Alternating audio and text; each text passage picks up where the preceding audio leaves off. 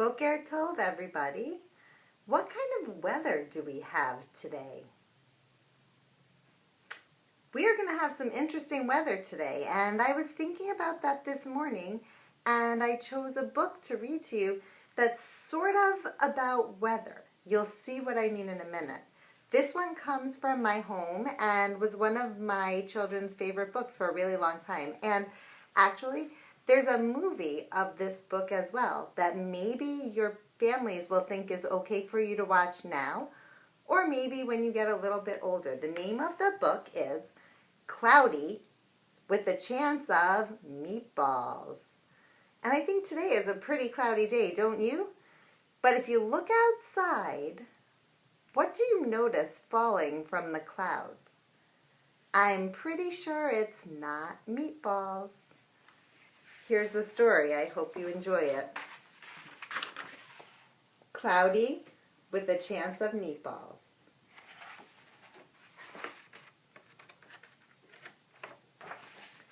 We were all sitting around the big kitchen table. It was a Saturday morning, pancake morning. Mom was squeezing oranges for juice. Henry and I were betting on how many pancakes we could each eat, and Grandpa was doing the flipping.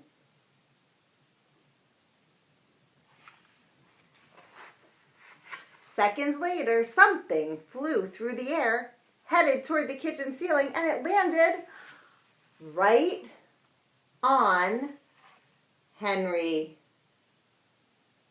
Take a look at his face. How does he look? After we realized that the flying object was only a pancake, we all laughed, even Grandpa.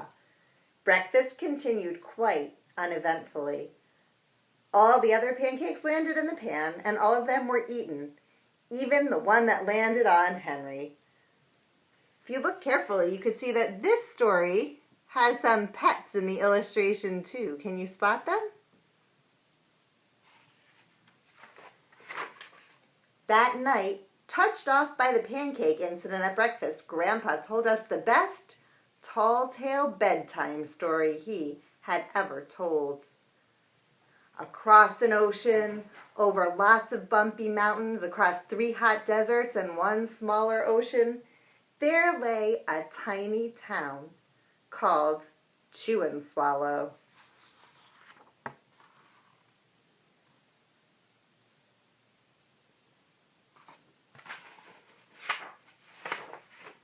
In most ways, it was very much like any other tiny town. It had a main street lined with stores, houses with trees and gardens around them, a schoolhouse, about 300 people, and some assorted cats and dogs, kind of like my house. But there were no food stores in the town of Chew and Swallow. They didn't need any. The sky supplied all of the food they could possibly want. The only thing that was really different about Chew and Swallow was its weather. The weather came 3 times a day, at breakfast, lunch, and dinner. Everything that everyone ate came from the sky. Where do you usually get your food from?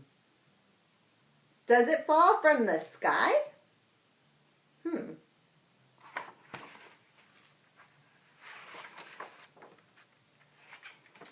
Whatever the weather served, that was what they ate. But it never rained rain, and it never snowed snow, and it never blew just wind. It rained things like soup and juice. And it snowed mashed potatoes and green peas. And sometimes the wind blew in storms of hamburgers.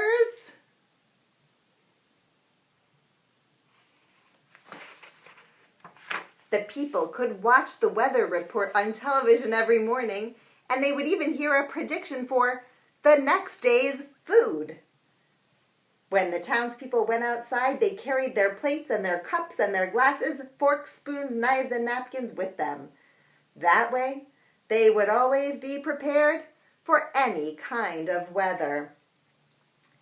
If there were leftovers, and there usually were, the people took them home and put them in their refrigerators in case they got hungry between meals.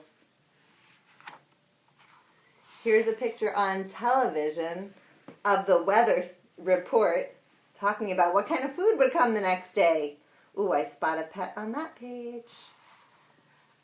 And here's a picture of the people gathering their meals from the sky.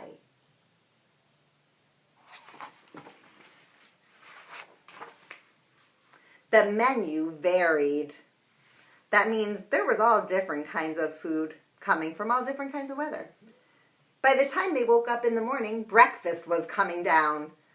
After a brief shower of orange juice, low clouds of sunny-side-up eggs moved in, followed by pieces of toast. Butter and jelly sprinkled down for the toast, and most of the time, it rained milk afterwards.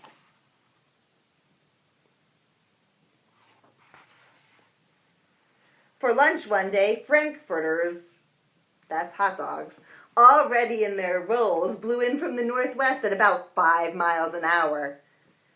There were mustard clouds nearby. Then the wind shifted to the east. It brought in some baked beans.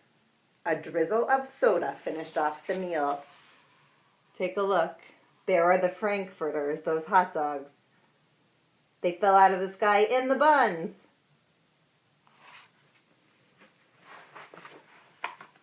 Dinner one night consisted of lamb chops, becoming heavy at times, with occasional ketchup. Periods of peas and baked potatoes were followed by a gradual clearing. Then there was a wonderful Jell-O setting in the west. Instead of a sunset, the Jell-O was setting. The sanitation department of Chew and Swallow had a rather unusual job for a sanitation department. It had to remove the food that fell on the houses and sidewalks and lawns. The workers cleaned things up after every meal and fed all the dogs and cats, and then they emptied some of it into the surrounding oceans.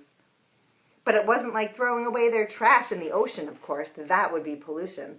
This was to feed the fish, the turtles, and the whales. The rest of the food was put back into the earth so that the soil would be richer for people's flower gardens. That's like a garbage truck, the sanitation department. That's like the garbage department cleaning up all the food. And look who's watching.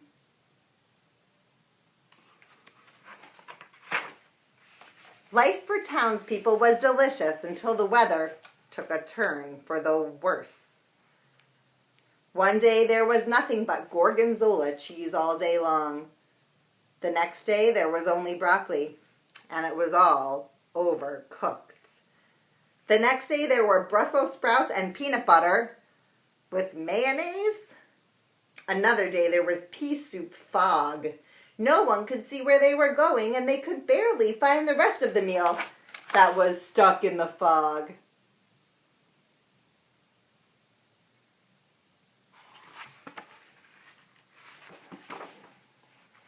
The food was getting larger and larger, and so were the portions.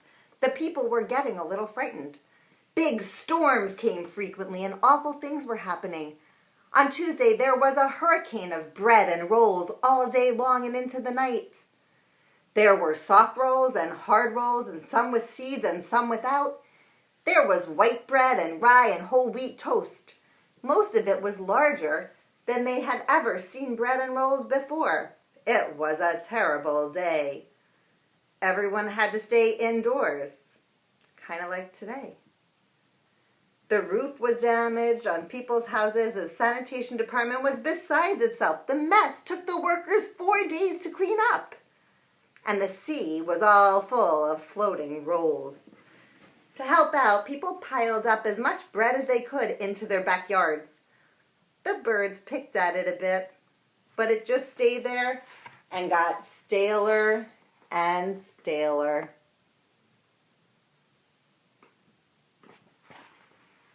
There was a storm of pancakes one morning and a downpour of maple syrup that nearly flooded the town. A huge pancake covered the school. No one could get off because of its weight. So guess what? They had to close their school because of a pancake. Lunch one day brought 15-inch drifts of cream cheese and jelly sandwiches. Everyone ate themselves sick and they ended up with a tummy ache. There was an awful salt and pepper wind, accompanied by an even worse tomato tornado. Hey, that rhymes. People were sneezing themselves silly and running to avoid the tomatoes. The town was a mess. There were seeds and pulp everywhere.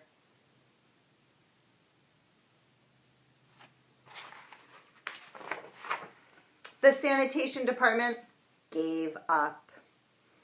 The job was just too big. Everyone was afraid. They couldn't go outside most of the time. Many houses had been badly damaged by giant meatballs. Stores were boarded up, and there was no more school for the children. So a decision was made to leave the town of Chew and Swallow. It was a matter of survival. Oh my gosh. Take a look at all the food that landed everywhere. Huge food!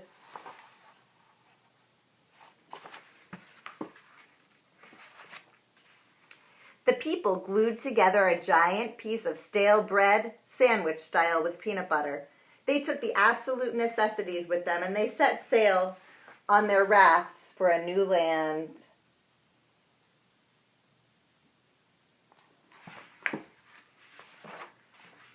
After being afloat for a week, they finally reached a small coastal town which welcomed them. The bread had held up surprisingly well enough for them to build temporary houses out of it for themselves. The children began school again, and the adults all tried to find places for themselves in the new land. The biggest change that they had to make was getting used to buying their food, like at a supermarket or grocery store. They found it strange that the food was kept on shelves, packaged in boxes, cans, and bottles.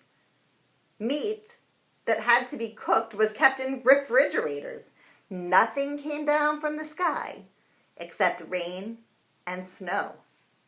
The clouds above their heads were not made of fried eggs.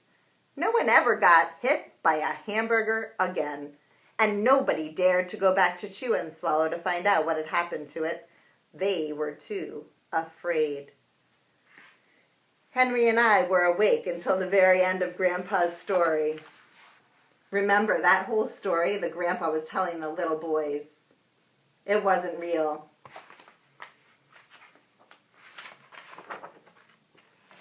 The next morning we woke up and we saw snow falling outside our window. We ran downstairs for breakfast and we ate it a little faster than usual so we could go sledding with Grandpa. It's funny, but even as we were sliding down the hill, we thought we saw a giant pat of butter at the top. And we could almost smell mashed potatoes. Really, what do you think that butter was at the top? Not butter. They're outside playing. And they're sledding down a hill of not mashed potatoes. What is it? That's right, snow. And that's the story called Cloudy with a Chance of Meatballs. And I hope you liked it as much as my children used to like it when they were little. And I do have an art project for you today. It's going to be in an email to your parents. They could tell you a little bit about it. It has to do with today's weather, and it should be a project that is sort of familiar. The way you make this project is kind of the way, if you remember, that we made the groggers for Purim. Do you remember we used a cardboard tube and we covered up both sides, but before we covered up one side, we decorated it and we put something in there so that when you shake it, it makes a sound. There's something called a rain stick, and I thought that would be fun for today because it is a rainy day, to make a rain stick, and then you can shake it and you can even sing a song like, rain, rain, go away, come back soon another day. Or another kind of song, and you can see if shaking your rain stick and singing your song maybe changes the weather. I hope you have a really great day, everybody. Miss you. Talk to you soon. Bye. Mwah.